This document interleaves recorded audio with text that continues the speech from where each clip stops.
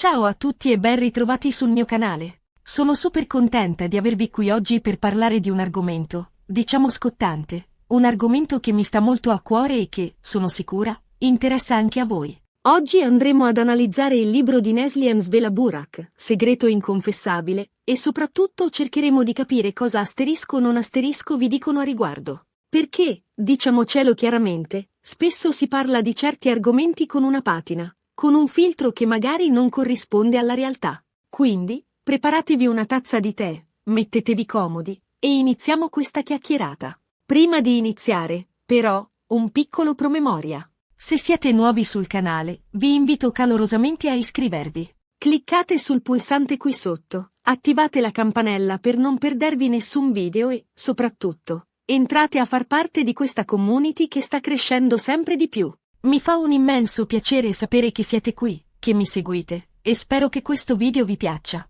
Bene, ora che abbiamo fatto le presentazioni, entriamo nel vivo. Segreto inconfessabile di Neslihan Svela-Burak è un libro che ha fatto molto parlare di sé, un libro che ha toccato temi delicati e che ha generato un acceso dibattito. Ma al di là delle recensioni che si possono trovare online, al di là delle opinioni più o meno positive, qual è la verità dietro questo libro? Cosa si nasconde tra le righe? Cosa, soprattutto, non viene detto apertamente? Innanzitutto, partiamo dal presupposto che ogni libro è un'interpretazione, una visione del mondo. E l'interpretazione di Neslihan Svela-Burak è, senza dubbio, forte e a tratti provocatoria. Il libro affronta tematiche come l'amore, la perdita, il tradimento, la redenzione, tutte cose che fanno parte della vita, ma che spesso preferiamo non affrontare a viso aperto. E qui sta, secondo me, il primo punto cruciale. Il libro ci costringe a confrontarci con la nostra vulnerabilità, con le nostre paure, con i nostri segreti più intimi. Molte recensioni si concentrano sulla trama, sullo stile di scrittura, sui personaggi. E va bene, è giusto. Ma ciò che spesso manca è un'analisi più approfondita del messaggio che l'autrice vuole trasmettere. Un messaggio che, a mio parere, va oltre la semplice narrazione di una storia. Neslihan Svela-Burak ci invita a riflettere sul significato della felicità, sul peso delle aspettative sociali, sulla difficoltà di essere autentici in un mondo che ci vuole omologati. Approfondiamo un po' questi aspetti. La felicità, per esempio, è un concetto incredibilmente soggettivo. Quello che rende felice una persona potrebbe essere irrilevante o addirittura negativo per un'altra. Il libro di Neslihan Svela-Burak non offre una definizione preconfezionata della felicità, ma piuttosto la esplora attraverso le esperienze dei suoi personaggi. Li vediamo lottare, soffrire, sperare, e in questo percorso, ognuno di loro si avvicina alla propria, personale, idea di felicità. È un percorso che ci invita a fare anche noi, a interrogarci su cosa veramente ci rende felici, senza farci condizionare dalle aspettative esterne. E le aspettative sociali? Un tema spinoso. Viviamo in un mondo che ci bombarda costantemente con modelli di perfezione, con standard impossibili da raggiungere. Dobbiamo essere belli, intelligenti, di successo, felici, e tutto contemporaneamente. Il libro smonta questi modelli, ci mostra la fragilità dietro le apparenze, la fatica di dover sempre essere perfetti.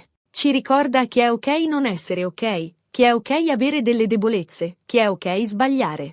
Anzi, sono proprio le nostre imperfezioni a renderci unici e speciali.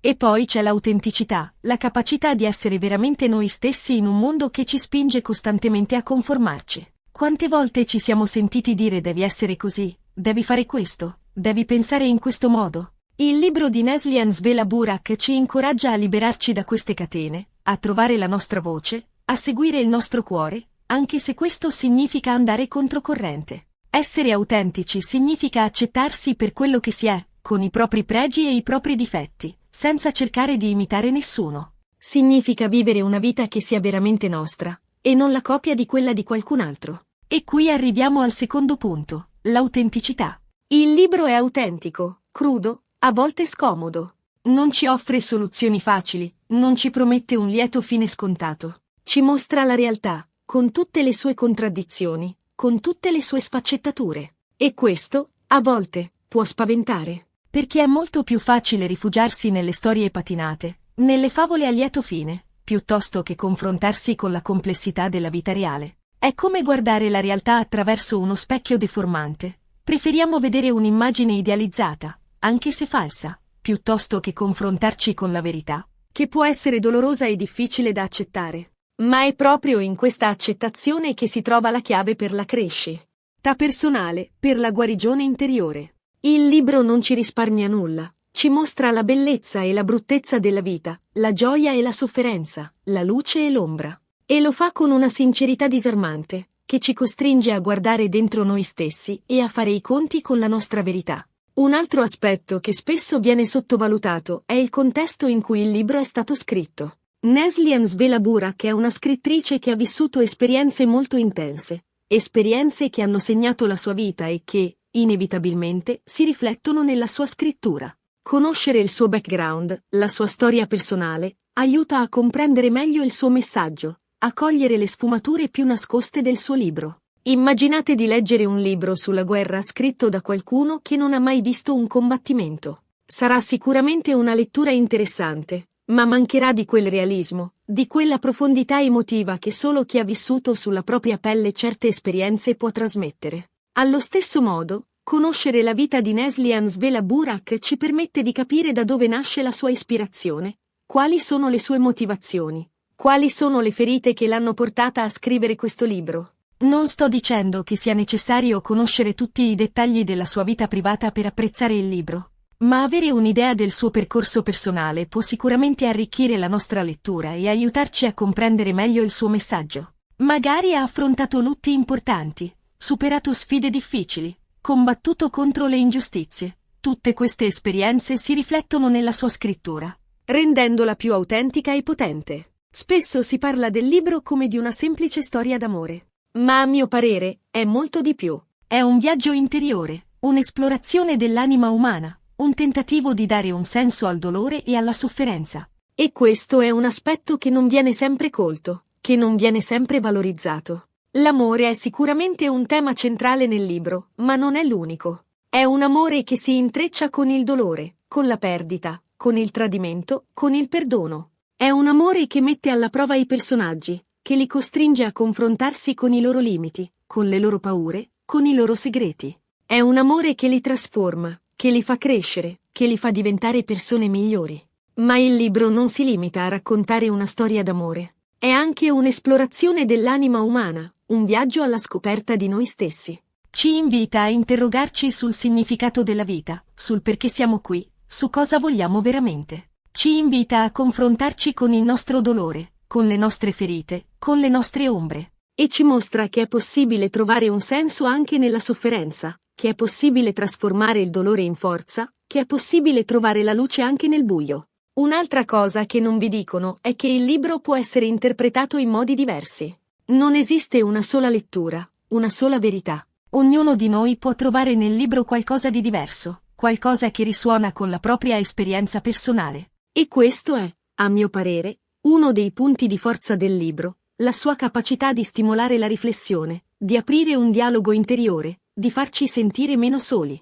Come dicevo all'inizio, ogni libro è un'interpretazione, una visione del mondo. E ogni lettore interpreta il libro in base alla propria esperienza, alle proprie emozioni, alle proprie convinzioni. Quello che io vedo nel libro potrebbe essere completamente diverso da quello che vede un altro lettore. E questo è perfettamente normale, anzi, è una ricchezza, perché il libro diventa un punto di partenza per un dialogo, per un confronto, per una riflessione condivisa. Ci permette di entrare in contatto con gli altri, di scoprire punti di vista diversi, di arricchire la nostra comprensione del mondo. E soprattutto, ci fa sentire meno soli, ci fa capire che non siamo gli unici a provare certe emozioni, a vivere certe esperienze, a porci certe domande. Molti critici hanno accusato il libro di essere eccessivamente drammatico, di indulgere nel melodramma. Ma io credo che questa sia una semplificazione. La vita è drammatica, a volte. La vita è piena di dolore, di sofferenza, di perdite. E il libro non fa altro che riflettere questa realtà. Non ci offre una versione edulcorata, ma una versione autentica, vera. Certo, il libro non è una commedia leggera e spensierata. Affronta temi difficili, come la malattia, la morte, il tradimento, la violenza. Ma lo fa con un realismo che non è fine a se stesso, ma che serve a farci riflettere, a farci sentire, a farci capire. Non è un dramma gratuito, ma un dramma che ha un senso. Un dramma che ci invita a non chiudere gli occhi davanti alla sofferenza, ma a guardarla in faccia e a cercare di comprenderla. E poi, diciamocelo, a volte abbiamo bisogno di piangere, di sfogarci, di liberare le nostre emozioni. Il libro ci offre questa possibilità, ci permette di entrare in empatia con i personaggi, di condividere il loro dolore, di trovare un po' di conforto nella loro storia.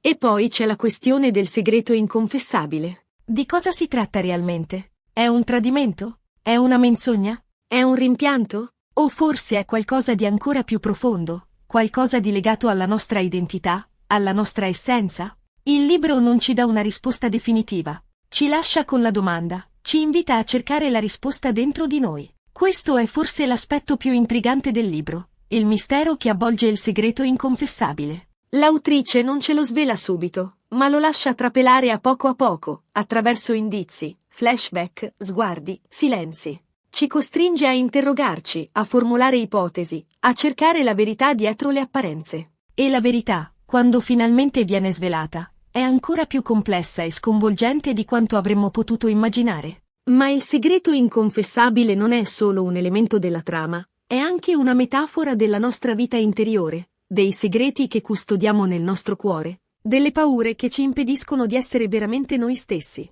Ci invita a confrontarci con i nostri segreti, a portarli alla luce, a liberarci dal peso che ci opprimono. Un aspetto che mi ha colpito molto è la capacità dell'autrice di creare personaggi complessi, sfaccettati, con le loro luci e le loro ombre. Non ci sono eroi perfetti, non ci sono cattivi assoluti. Ci sono persone, con le loro debolezze, con i loro errori, con le loro aspirazioni.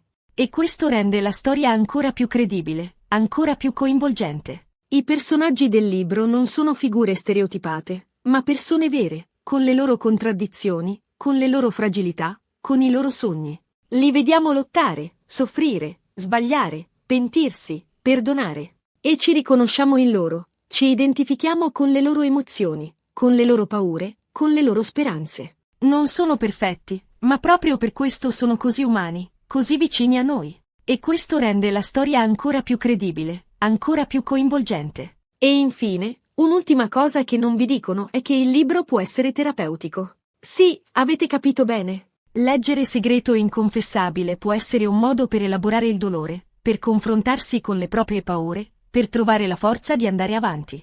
Perché a volte, leggere una storia che ci somiglia, una storia che ci fa sentire compresi, può essere un vero e proprio balsamo per l'anima. La letteratura ha un potere curativo, lo sappiamo da secoli. Leggere un libro che ci tocca nel profondo può aiutarci a elaborare le nostre emozioni, a dare un senso alle nostre esperienze, a trovare un po' di conforto e di speranza. Il libro di Neslihan svela Burak non è una bacchetta magica, non risolverà i nostri problemi, ma può essere un valido strumento per affrontare le nostre difficoltà, per trovare la forza di andare avanti, per scoprire la bellezza anche nelle cose più piccole. È come avere un amico che ci ascolta, che ci comprende, che ci sostiene, che ci fa sentire meno soli.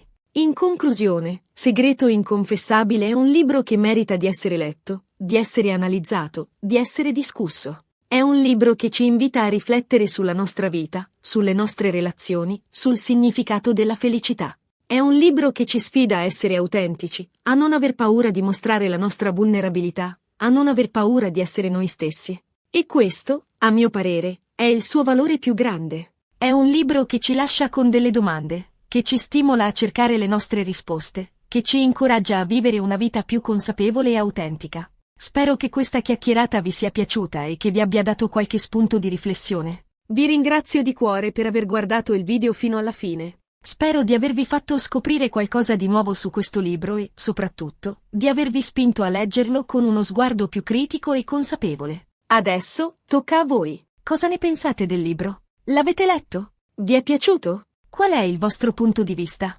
Lasciate un commento qui sotto, mi fa sempre molto piacere leggere le vostre opinioni e confrontarmi con voi. E se il video vi è piaciuto, non dimenticate di mettere un mi piace, di condividerlo con i vostri amici e, soprattutto, di iscrivervi al canale se non l'avete ancora fatto. Mi raccomando, attivate la campanella per non perdervi nessun video. Grazie ancora per il vostro supporto, per il vostro affetto e per la vostra compagnia. Ci vediamo al prossimo video. Un abbraccio!